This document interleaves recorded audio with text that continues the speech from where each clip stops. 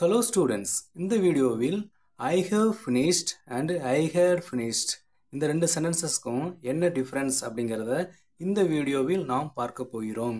Okay, first I have finished இந்த சென்டென்ஸை மட்டும் பார்க்கலாம் வாங்க. இது என்ன டென்ஸ் அப்படின்னா ப்ரெசன்ட் பர்ஃபெக்ட் டென்ஸ். ஓகே, இப்போ எக்ஸாம்பிள் சென்டென்சஸ் பாருங்க. நான் என் காலை உணவை முடித்து விட்டேன். I have finished my breakfast. Okay, இந்த சென்டென்ஸ் பாஸ்ட், ப்ரெசன்ட், ஃப்யூச்சர் இந்த மூணில் எதை குறிக்கும் அப்படின்னா ஃபர்ஸ்ட் இருக்கு இல்லையா, பாஸ்ட்டை குறிக்கும். ஆனால் yesterday, previous day, last year இது எல்லாமே பாஸ்ட்டு தான். ஆனால் இந்த சென்டென்ஸ் இந்த மாதிரி பாஸ்ட்டை குறிக்காது.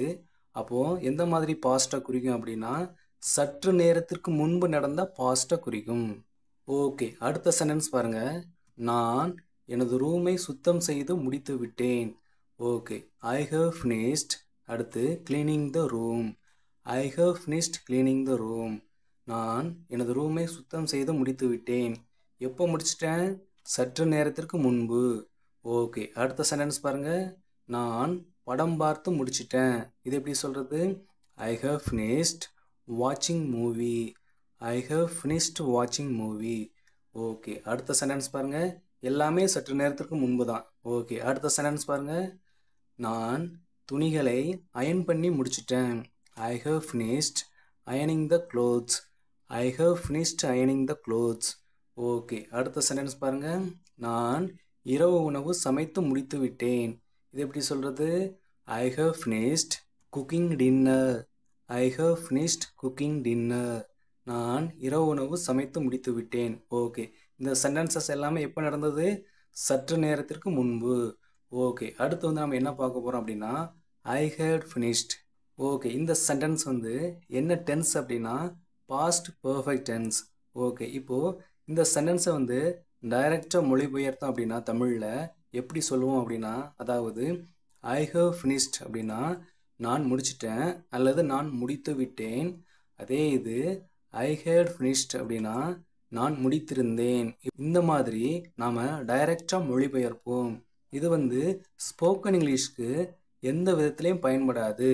அப்போது இந்த I had finished இந்த பாஸ்ட் பர்ஃபெக்ட் டென்ஸை எப்படி கற்றுக்கிடணும் அப்படின்னா எக்ஸாம்பிள் சென்டென்ஸ் பாருங்கள். எனது நண்பன் வருவதற்கு முன்பே நான் வீட்டு பாடம் முடிச்சிட்டேன். இந்த சென்டென்ஸில் ஃபர்ஸ்ட் சென்டென்ஸ் மட்டும் பாருங்கள். எனது நண்பன் வருவதற்கு முன்பே. இந்த சென்டென்ஸ் பாஸ்ட், ப்ரெசன்ட், ஃப்யூச்சர் இந்த மூணில் எதை குறிக்கும் அப்படின்னா பாஸ்ட்டை குறிக்கும். ஆனால் இதற்கு முன்பு பார்த்த மாதிரி சற்று நேரத்திற்கு முன்பு நடந்த பாஸ்ட்டை குறிக்காது. இது எந்த பாஸ்ட்டை குறிக்கும் அப்படின்னா yesterday, previous day, last year அல்லது ஒரு 5 ஹவர்ஸ்க்கு முன்னாடி கூட நடந்திருக்கலாம். இந்த மாதிரி எந்த பாஸ்ட்டை வேண்டுமானாலும் இந்த சென்டென்ஸ் குறிக்கும். இது என்ன டென்ஸ் அப்படின்னா சிம்பிள் பாஸ்ட் டென்ஸ். எனது நண்பன் வருவதற்கு முன்பே இது என்ன tense? Simple past tense. Okay, இப்போது கீழே உள்ள சென்டென்ஸ் பாருங்கள். நான் வீட்டு பாடம் முடிச்சிட்டேன். இந்த சென்டென்ஸ் இந்த பாஸ்ட், ப்ரெசன்ட், ஃப்யூச்சர் இந்த மூணில் எதை குறிக்கும் அப்படின்னா இந்த மூன்றுலையும் எதையுமே குறிக்காது. அப்போது இந்த சென்டென்ஸ் எந்த காலத்தை குறிக்கும் அப்படின்னா இந்த மூன்றுக்கும் பாஸ்ட், அதாவது அந்த பாஸ்ட்டுக்கும் பாஸ்ட்டை குறிக்கும். அதாவது கடந்த காலத்திற்கு முன் இன்னொரு செயல் நடந்து முடிந்திருக்கும். இதுதான் என்ன tense? Past perfect tense. Okay, இப்போது இந்த சென்டென்ஸ் எப்படி சொல்கிறது? ஃபர்ஸ்ட் நான் வீட்டு பாடம் முடிச்சிட்டேன். இது எப்படி சொல்கிறது? I had finished my homework. இது என்ன tense? Past perfect tense. Okay, அடுத்து மேலே உள்ள சென்டென்ஸ் பாருங்கள். எனது நண்பன் வருவதற்கு முன்பே. இது என்ன டென்ஸ்? Simple past tense. இது எப்படி சொல்கிறது? Before my friend came. Okay, இந்த சென்டென்ஸை இந்த ஆர்டரில் தான் சொல்லணுமா அப்படின்னா இல்லை. அதாவது before my friend came I had finished my homework. இந்த மாதிரி சென்டென்ஸோட ஆர்டரை மாற்றிக்கலாம். ஓகே, அடுத்த சென்டென்ஸ் பாருங்கள். என் அம்மா வருவதற்கு முன்பே நான் பாத்திரங்கள் கழுவி முடிச்சிட்டேன்.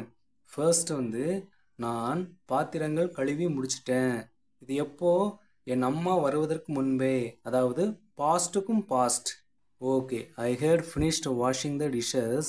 அடுத்து என் அம்மா வருவதற்கு முன்பே, சிம்பிள் பாஸ்ட் டென்ஸ். இது எப்படி சொல்கிறது?